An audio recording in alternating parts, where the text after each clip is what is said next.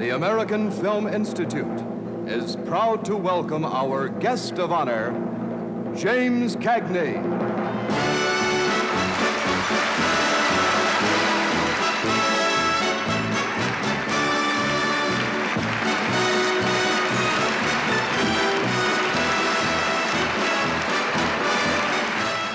The world saw James Cagney as a Hollywood legend, but behind the tough guy roles and charm was a shocking truth. His hidden past sent waves through the industry, exposing a side of the star that left fans and fellow actors stunned. This is the dark story that Hollywood never wanted to believe. Early life. James Cagney was a powerhouse on screen, making his way into Hollywood in the early 1930s with unforgettable roles in films like The Public Enemy, Taxi, and Angels with Dirty Faces. His intense energy and unique style drew audiences in, turning him into a star almost overnight. But his success came with challenges. Cagney quickly became typecast as the tough guy, a label that sometimes left him wanting more diverse roles. Born in 1899 in New York City, Cagney's early life was just as lively as the characters he later portrayed. While the exact address of his birth is debated, some say Avenue D and 8th Street, others mention 391 East 8th Street. His path to fame was clear from the start. His father, James Francis Cagney Sr., came from Irish roots, working as a bartender and dabbling in boxing, which gave him a fighting spirit that James would later bring to his roles. Interestingly, his birth certificate listed him as a telegraphist. His mother, Carolyn Elizabeth, added even more adventure to his background with her Norwegian and Irish heritage. Her father had been a ship's captain. Together, his parents passed on a love for life and a bit of grit, shaping Cagney into the icon he became. James Cagney grew up as the second of 7 children, experiencing both happiness and hardship early on. Tragically, 2 of his siblings passed away soon after birth, leaving a sadness that lingered through his childhood. As a baby, Cagney was so frail that his mother feared he might not survive long enough to be baptized. Poverty shaped these early years, and he believed it took a toll on his health. A path to stardom. The Cagney family moved twice while he was still young. First, they settled on East 79th Street, then moved to East 96th Street, searching for a better life in New York City. Cagney's faith was important to him, and he received his confirmation at St. Francis de Sales Roman Catholic Church in Manhattan, a connection that stayed with him throughout his life. With his fiery red hair and bright blue eyes, Cagney had a look as bold as his spirit. He finished school at New York's Stuyvesant High School in 1918, ready for the next step. Initially, he enrolled at Columbia College with plans to study art, eager to explore his creative side. But life had different ideas, leading him down a path that would take him from art classrooms to the bright lights of Hollywood. The tragic 1918 flu pandemic claimed James Cagney's father, forcing young James to leave school and support his grieving family. Determined to help, he worked a variety of jobs, moving from the architectural field to the busy offices of the New York Sun. He became a library book custodian, worked as a bellhop, and even took on jobs as a draftsman. Each role gave him a glimpse into different worlds, experiences that would later fuel his passion for acting. Every paycheck went to support his family, showing his deep love and loyalty. Then, fate stepped in. While working at the New York Public Library, Cagney met Florence James, who saw something special in him. She recognized his talent and encouraged him to consider the stage, a world he had never thought of entering. At first, Cagney was happy to stay behind the scenes, with no desire to perform. But one evening, fate tested him again. His brother Harry, who was supposed to perform, fell ill, leaving a role unfilled. Even though Cagney had never rehearsed as an understudy, His photographic memory had captured every line and movement. Confident and determined, he stepped into his brother's shoes, delivering a performance that surprised and thrilled the audience, marking the beginning of his unexpected journey into acting. Early success and vaudeville. In that moment on stage, Cagney felt a thrill he'd never known before. The audience's energy filled him with excitement, and he glimpsed a future he hadn't dared to dream of. From that day, he embraced the spotlight, eager to refine his talent and make his mark on the big screen. Little did he know, his adventure was just beginning. Cagney was a man of many talents, from tap dancing on cellar doors as a kid to showing streetwise grit. He blended skills that set him apart. His quick, agile dance moves earned him the nickname Cellar Cagney, and he won over audiences with his unique style and intense performances. But Cagney's ambitions went beyond acting.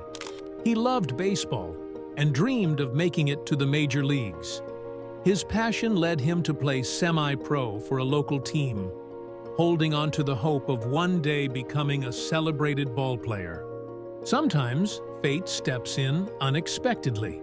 In 1911, while working at Wanamaker's department store, a co-worker noticed Cagney's knack for dancing and mentioned an opening in a play called Every Sailor. The play featured a chorus of men dressed as women, and though Cagney knew only one dance move, the Peabody, he auditioned with confidence. To his surprise, he landed the role. As he waited to perform, Cagney picked up more moves from the other dancers, adding them to his growing skill set and marking the start of his journey into showbiz. Cagney's mother wanted him to focus on school, so she encouraged him to quit acting after a couple of months. But Cagney was enjoying his weekly $35 paycheck, which was a lot for him back then. To keep his mother happy, he also picked up a job as a runner at a brokerage firm. Though he kept auditioning for stage roles, he eventually joined the musical Pitter-Patter, adding another $20 a week to his income. Cagney worked tirelessly, even taking on multiple roles, dressing one of the lead actors and understudying for the lead role. Although Pitter-Patter wasn't a huge hit, it ran for 32 weeks, long enough for Cagney to join the vaudeville circuit. He and his partner, Vernon, performed separately with different groups, but later reunited to perform comedy and musical numbers together. Eager to make it big, Cagney and Vernon moved to Hawthorne, California in 1924, hoping to break into movies. But success didn't come easily, and Cagney's dance studio struggled to find clients. After a while, they returned to New York to try their luck on stage. In 1925, Cagney landed his first major role in a play called Outside Looking In, where he played a tough guy and earned great reviews. When the play ended, he returned to vaudeville for a few years. Although he was still hustling, he was finally starting to find some success. Rising fame and tough guy roles. Things took a hopeful turn when Cagney crossed paths with George Cohan, the man he would one day portray in Yankee Doodle Dandy. Cagney landed the lead role in a West End production of Broadway for the 1926 to 1927 season. But there was a catch. The show's management wanted him to mimic another actor's style, which didn't sit well with him. Just before he was set to sail for England, they replaced him with someone else. This setback hit Cagney hard, and he nearly quit show business. However, he soon found work as an understudy on Broadway and opened a dance school.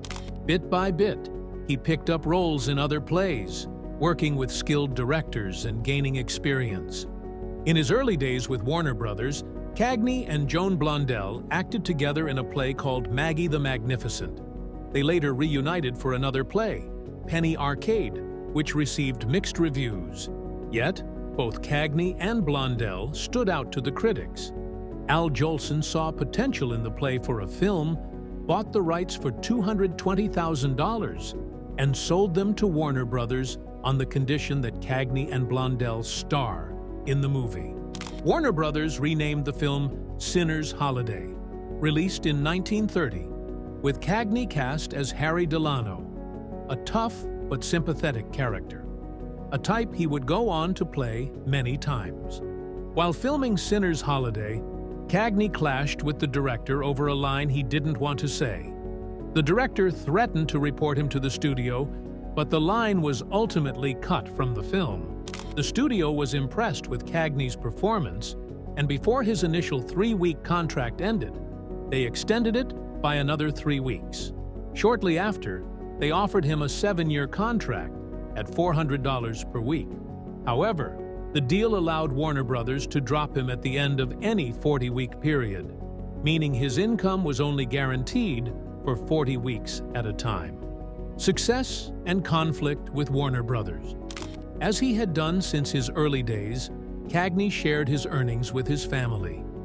Sinner's Holiday received good reviews, and Cagney quickly became known for playing tough guy roles.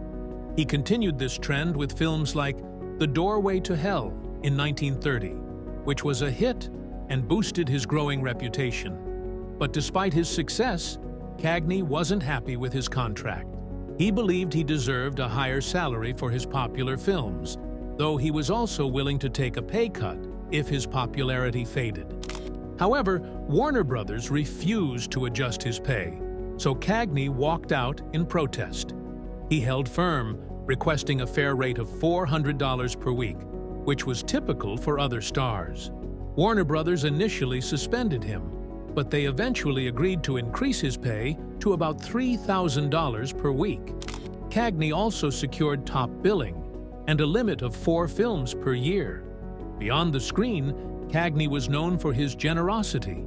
He regularly sent money and goods to friends from his old neighborhood, though he kept this kindness quiet. Working long hours himself, he saw how actors, even teens, often faced grueling schedules. This inspired him to fight for better working conditions, leading him to help establish the Screen Actors Guild in 1933. James Cagney's role as Cody Jarrett in the 1949 film White Heat is remembered as one of his most powerful performances. 10 years had passed since his last work with director Raoul Walsh, and the film industry and Cagney's approach to playing gangsters had both evolved. Unlike his character Tom Powers in The Public Enemy, Cody Jarrett was wild, unpredictable, and ruthless, with hardly any redeeming qualities. Cagney, now older with gray hair and a bit of a paunch, leaned into this rough look for Jarrett's character. He wanted to show Jarrett as mentally unstable, adding intense headaches and bursts of rage to the role. His own ideas. His iconic line, "Made it, Ma, top of the world," became one of film's greatest quotes, even earning the 18th spot in the American Film Institute's ranking. His reaction to his mother's death in prison was so intense that it actually scared some extras on set. Cagney credited his performance to memories of his father's rages and things he had seen during a visit to a mental hospital. White Heat received glowing reviews, though some critics worried about the impact of making a criminal character so captivating. Cagney, hoping to break out of his gangster image, wanted to make films that kids could watch. But Warner Brothers, possibly wanting another hit like Yankee Doodle Dandy, cast him in the musical The West Point Story, 1950, with Doris Day, an actress he admired. Cagney Productions and later projects. Next, Cagney starred in Kiss Tomorrow, Goodbye, another gangster movie, and the first produced by his own company, Cagney Productions. Critics compared it to White Heat, often unfavorably, but it did well enough at the box office to help pay down the company's debts. However, Cagney Productions faced tough times, and after releasing A Lion is in the Streets. In 1953, loosely based on politician Huey Long, the company shut down. In March 1942, Cagney announced that he and his brother William were launching Cagney Productions, with plans to release movies through United Artists. This marked Cagney's freedom from Warner Brothers.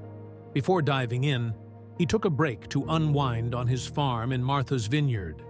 Soon after, he volunteered with the USO, touring the United States to entertain troops with vaudeville acts and scenes from Yankee Doodle Dandy. In September of that year, he was elected president of the Screen Actors Guild. Then, in 1943, about a year after starting Cagney Productions, he released the company's first film, Johnny Come Lately. While other studios were making war-themed movies, Cagney wanted to shake off his tough guy image. He saw this movie as a chance to show a softer, more personal side of himself. Johnny Come Lately got mixed reviews, ranging from praise to criticism. After wrapping up the film, Cagney rejoined the USO, this time heading to the UK to perform for military bases. He was dedicated to the troops, often rehearsing and performing multiple shows a day, and focusing on dance routines from Yankee Doodle Dandy. He stayed out of the press, focusing solely on the shows. Cagney Productions released its second film, Blood on the Sun, shortly after. Cagney took on the challenge of performing his own stunts, and even trained in judo for the role. However, this film didn't perform as well as their first release, marking a bit of a setback for his production company. Around this time, Cagney learned about war hero Audie Murphy and thought he had the potential to make it in Hollywood. Although Murphy wasn't a natural actor, Cagney believed in him, helping Murphy make his way to Hollywood, where he eventually signed with another studio. While negotiating his next film project, Cagney took a role in 20th Century Fox's 13 Rue Madeleine, a wartime spy film that did well. Excited to start his own project, he began working on The Time of Your Life, an adaptation of William Saroyan's Broadway play. Unfortunately, the film was a commercial failure. Audiences struggled to accept Cagney in a non-tough guy role. Cagney Productions soon faced financial trouble, with poor returns on their films and a rental dispute with Samuel Goldwyn Studio. This situation pushed Cagney to return to Warner Brothers, where he signed a distribution deal for White Heat, making Cagney Productions effectively part of Warner Brothers. In 1955, Cagney replaced Spencer Tracy in the Western tribute to A Bad Man for Metro-Goldwyn-Mayer. His performance was praised, and the studio was so impressed that they cast him alongside Barbara Stanwyck in These Wilder Years. The two stars shared a great connection, both having come from vaudeville, and they entertained the cast and crew with their singing and dancing. In a rare TV role, Cagney appeared in Soldiers from the War Returning in 1956 as a favor to Robert Montgomery, who needed a strong season opener to save his show. Cagney's appearance was a hit, boosting the show's ratings. However, he told reporters that while he admired the fast pace of television, it wasn't for him, and he preferred sticking to films. In 1957, Cagney starred as Lon Chaney in Man of a Thousand Faces, a fictionalized biopic about the legendary silent film actor. The film was a big hit, with many critics calling it one of Cagney's best performances. His skill for mimicry and his striking resemblance to Chaney allowed him to make a strong emotional connection with the audience. That same year, Cagney tried his hand at directing with Shortcut to Hell, a remake of This Gun for Hire. Despite friends encouraging him to direct, he found the process dull and decided it wasn't for him. Made on a tight budget and filmed quickly, Cagney emphasized that he was an actor at heart and even refused payment for directing. Cagney's last musical role came in 1959 with Never Steal Anything Small, where he played a labor leader. The film featured a humorous song and dance number with Cara Williams, who played his love interest. For his next project, Shake Hands with the Devil, Cagney traveled to Ireland to work with director Michael Anderson. Although he had hoped to explore his Irish heritage, the tight schedule and rainy weather made it difficult. The film's message about the cycle of violence deeply resonated with Cagney, and many critics praised his portrayal of an Irish Republican Army commander as one of his finest roles. In his later years, Cagney found true warmth in his personal life. Back in 1920, during his first musical project, Pitter Patter, something magical happened. He met Frances Willard "Billy" Vernon, a charming chorus girl in the show. Their connection was instant, and by September 28, 1922, they had pledged a lifetime of love together. Their love deepened even further in 1940 when they decided to grow their family. They adopted a son, whom they named James Francis Cagney III, and later welcomed a daughter, Kathleen Casey Cagney. Cagney adored his family deeply, but he was also very private. While he occasionally allowed a photo or two to slip through to the press, he kept their most treasured moments away from the public eye. Tragedy, however, touched their lives. Their son James passed away from a heart attack in Washington, D.C., 2 years before Cagney himself passed. Years later, on August 11, 2004, Cagney's daughter Kathleen also passed, leaving behind a legacy of cherished memories within the family that he had held so dear. Away from Hollywood's spotlight, Cagney found joy in a completely different world: farming. His passion for agriculture began after he attended a lecture on soil conservation as a young man. When he took his first break from Warner Brothers, he eagerly helped set up a 100-acre farm on Martha's Vineyard. The peaceful, rustic land with dirt paths instead of paved roads quickly became his retreat. To keep curious fans away, Cagney even spread a playful rumor about hiring a gunman to guard the property. It worked so well that when his friend Spencer Tracy came to visit, his taxi driver, afraid of the gunman, wouldn't drive him all the way up. Tracy had to walk the rest, adding a fun twist to his visit. In 1955, after finishing 3 films, Cagney made another big move.